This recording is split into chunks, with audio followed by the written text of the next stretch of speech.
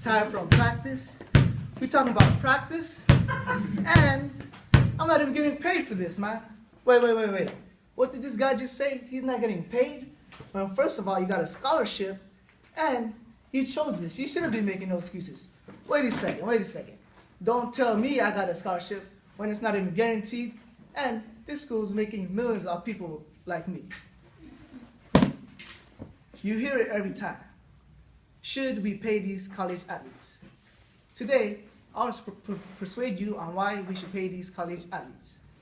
College athletes play vital roles to their school, and they generate them millions of dollars each year, and people fail to realize these hard athletes aren't getting paid for their hard labor, and their scholarship is not guaranteed. First, I'll talk about what the problem a scholarship has on these athletes, then the effect the school has on these athletes, and lastly, some solutions I came up with.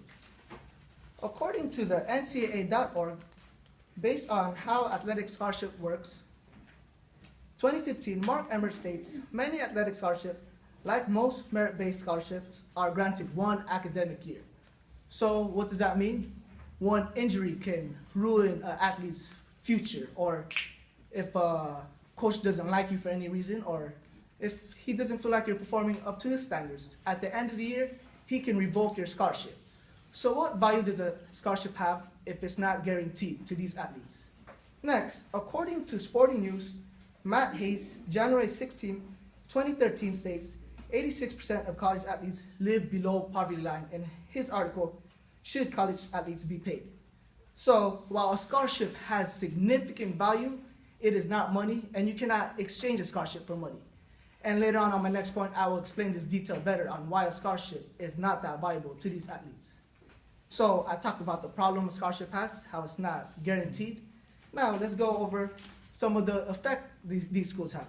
Now, according to CBS News, February 18, 2011, Lynn O'Shaughnessy states athletes in some sports are spending more time in uniform than they are attending classes and studying. In her article, Are College Athletes Employees? So that means these schools don't care about these athletes' education, and they're on the field more than they are studying. So it brings me back to my last point. What value does a scholarship have if these students are on the field more than they are in class studying?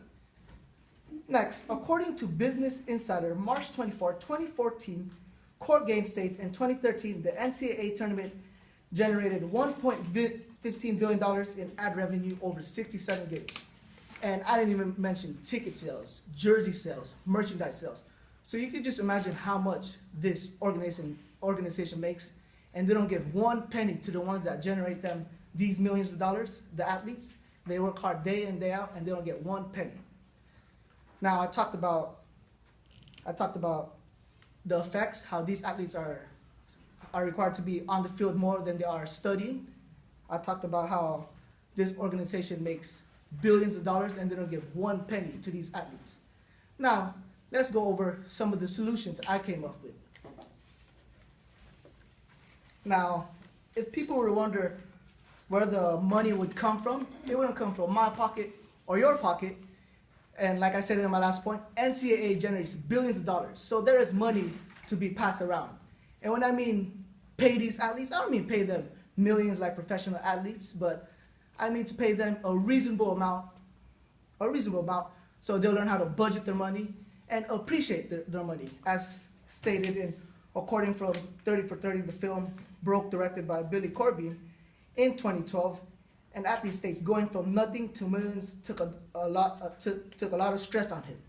So if you were to give them a reasonable amount, they would learn how to budget their money, and they would flood the economy with money. So it benefits everybody. Next, the next solution is to decrease practice time. In doing this, less injuries will occur, and they'll be able to study more. They'll be able to pursue their careers such as engineering, and their scholarship will hold value in decreasing practicing time.